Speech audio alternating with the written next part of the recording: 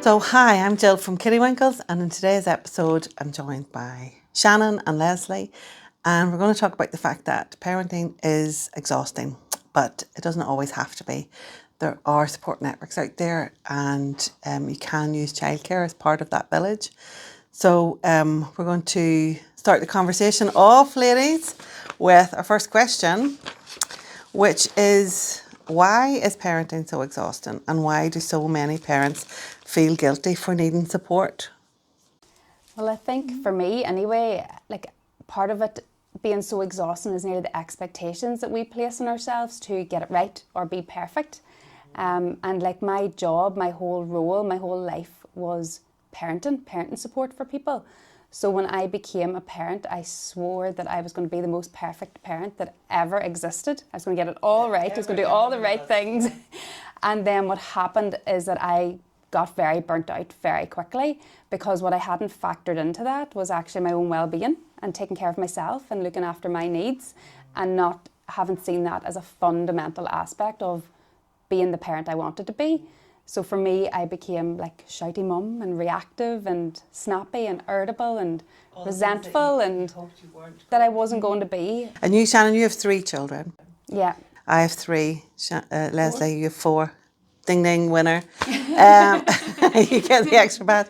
But yeah, mine are quite well spaced because I'm self-employed. There's 5 years between all of mine, because there's just no other way I could have done it, because I didn't have that support network.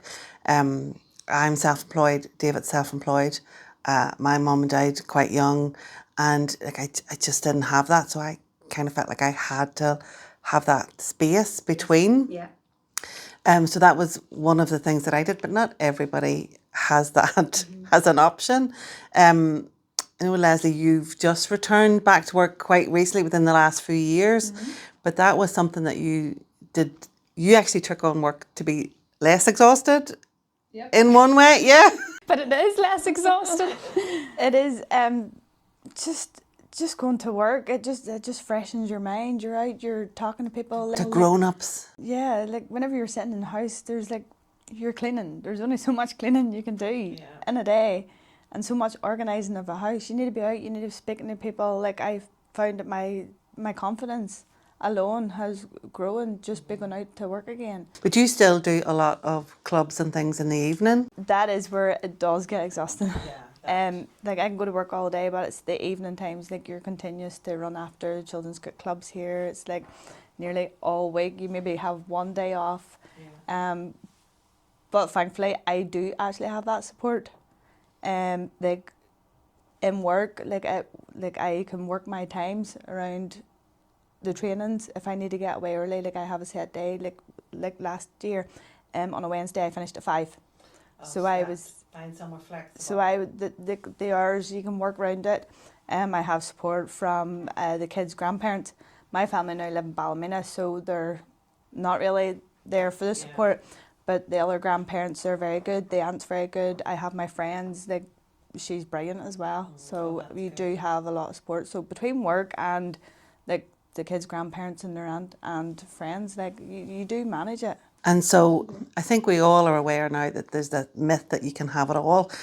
You can have a good percentage of it, but what is the things that you let drop? For me, it's a tidy house. The house is tidy one day a week. Yeah. And the rest of the time it's lived in.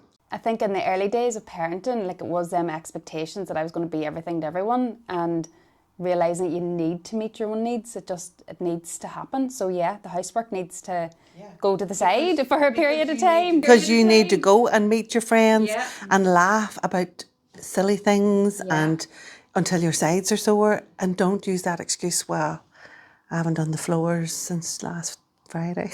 I haven't done mine. You know, you go and do the things that fill your cup up, because I tell you one thing, when you come back to do the floors, you'll do it a lot later. Yeah. You'll be in better form for doing it. Just the weekends, come the weekends, because the job's Monday to Friday, and the weekends, you're still got the few odd bits of training, but just if Saturday evening there, you just don't want to do nothing. You just want to sit, chill, refresh, reset. And do that. And then Sunday's really the day I get up and then I do the housework, do the washing, get everything prepared for the next day. I used to do, and I will get back into that habit, but Friday evening, so I'd come home, everybody, because my kids are that bit older, but even when they weren't that bit older, everybody got a job to do, and we would do a full clean blitz on the Friday evening and get some kind of food that I didn't have to cook. So maybe a takeaway or food that was just a reheat. Yeah, brilliant. And then I didn't have to clean on a Saturday and Sunday. Because there's nothing I hate more than giving up my time when the kids aren't at school. Cleaning. Yeah. I want to do stuff for them. I want to go to the park. I want to go for a walk. We want to go and talk to the goats. We want to, we want to do stuff. I don't want to be cleaning. So I would have done that. I would have done a big blitz on a Friday evening. But I think you made a really good point there as well, Jill, about like getting the kids to help. Like actually inviting other people to help. This is not a me task, this is a family task. Like the house now needs clean, so who's doing what? We're doing this together, no matter. It's exhausting if you feel you have to do everything. Yeah. Do you see the mental load? Sometimes I say this to my husband, do you know how lucky you are, Dee? That you just get up and go to work. You just get up and put on clothes and leave the house. Yeah. You don't have to hold, oh, where's the shoes? Did I clean them? His trainer, he has PE today. Oh, he doesn't like them white trainers for football. Did I clean the football boots? Where's the laces I took out to bleach? Oh, he needs to take £20 into school for such and such a thing. Oh, it's flipping odd socks day, as if it's not more exhausting enough that school sends an email about book day or wear something weird. I would need admin support just for that, just for the things that come out from the school. And I need to get that Thursday off because there's a special assembly and I need to work out that morning, rejig my thing. Oh, when was the last time I bought knit shampoo? I don't know, I must get that today. I was going to get Taylor new shoes, but I don't know the last time she got measured. I'll have to go to McConnell's to get her feet measured for that. They don't think of any of those things. They don't think of any. They just get up and leave the house. Yeah. And so that carrying that mental load for everybody is exhausting.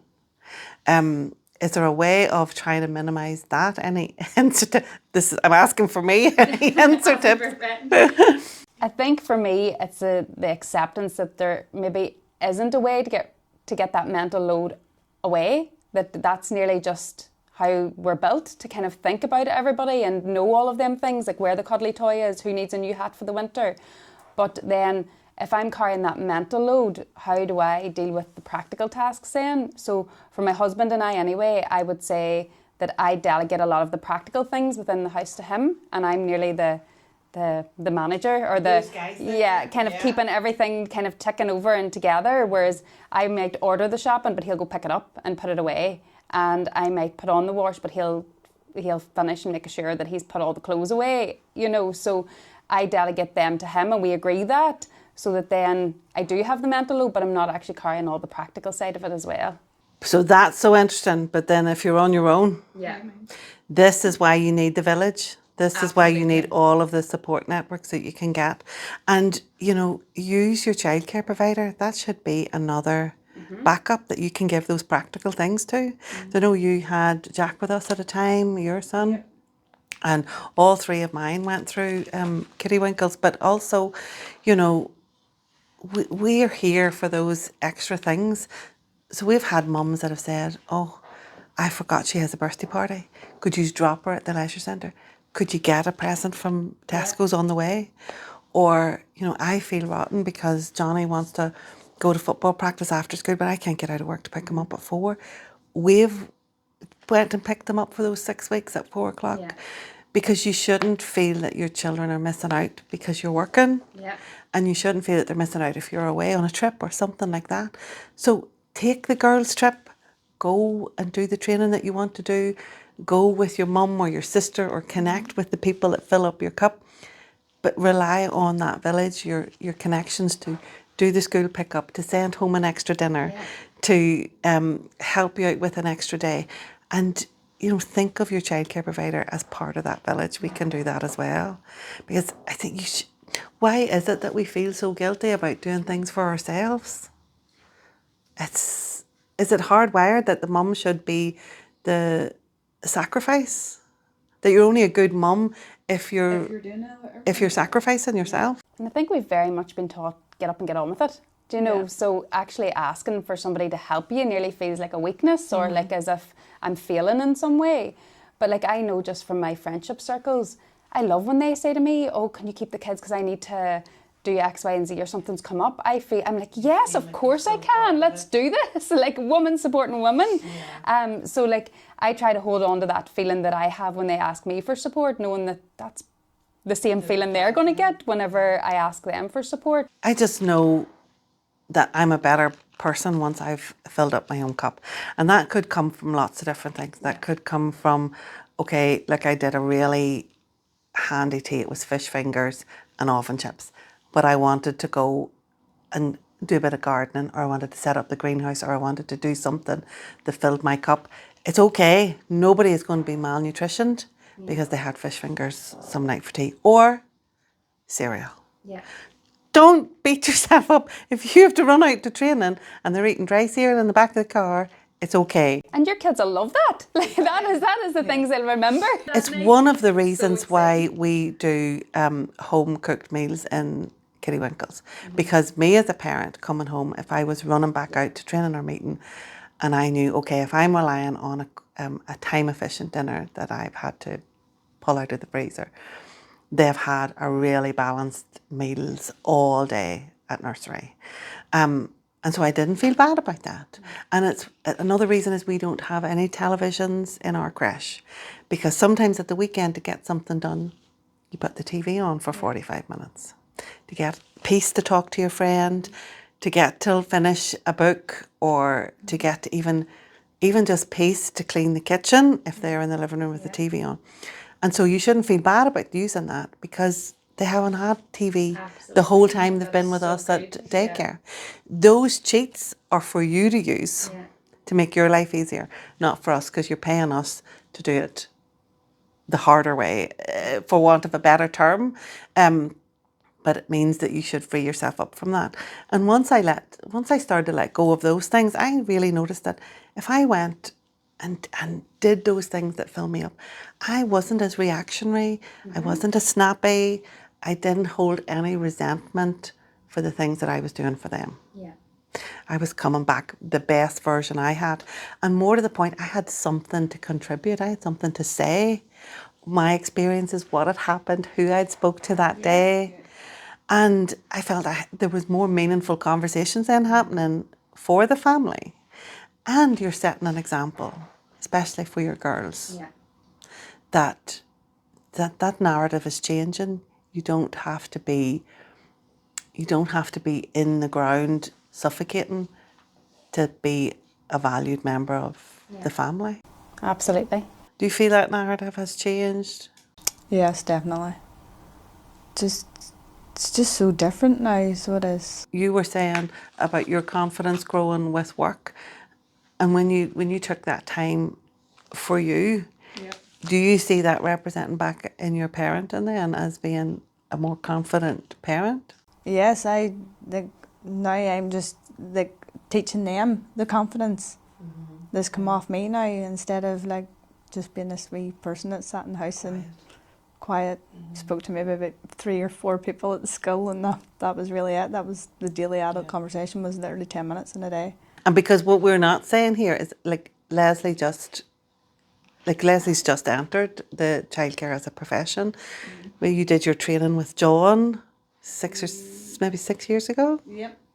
And Leslie's now in management. Leslie's managing one of our centres. Amazing. That is amazing. Isn't that really something to share with your kids? It just teaches them there's more to life than just staying in one level. You can always build yourself up, and the kids have seen that there, the confidence, the independence. I found independence was a big thing too. That example that you are setting for them, is amazing. That can't be bought. That is in 3 skills years for from life. just going from being a stay-at-home parent. One of my wee girls was actually sick, so it was always hospital appointments and stuff. And just going from that, and within 3 years to get to a management position, and it just teaches the kids they can do whatever they put their minds to. And that opened up a whole new support network village for you then through work. In work, it's the girls, the staff. I have a really good relationship with them. Yourself, Shannon, the one who I co-manage with, as well. There's never an issue. We do have a great team, and I think because we're multi-site, so even though you might not always get me on the phone, but I pick up emails and things afterwards, you have each other with the centre manager. And I think that's the biggest thing. Find somebody, even if it's just to join you in the misery of the exhaustion for that day. Find somebody, just don't be on your own with it. You always know, like if I go to say something to Shannon, Shannon's going to think of something, like Shannon has more like years of experience, she's 10 years, she'll be like, oh, ring this centre, go and speak to them, they've had to deal with this before, like you can ring them and you can go and get the advice off them. And so it's the same with the parenting. Like you're not going to, as a parent, you're not going to come to us looking for advice for something we haven't heard before, whether that's worms or head lice or biting or behavioural issues. You know, we're there, and yeah, it's leaning on each other, which I think is lovely. But do we think it's been that you're not strong if you don't do it on your own? But actually, there's more strength in coming together. Personally, I couldn't survive on my own. With 4 kids and like having to go out and like having a job that puts so much pressure on me, and not have that bit of flexibility whenever I need it with stuff for the kids, and then having to do all the running myself, I would be completely burnt out. It just wouldn't be manageable. I would be burnt out completely. So we do need the village. We definitely need the village, definitely. Okay, thanks very much, ladies, for that. No problem.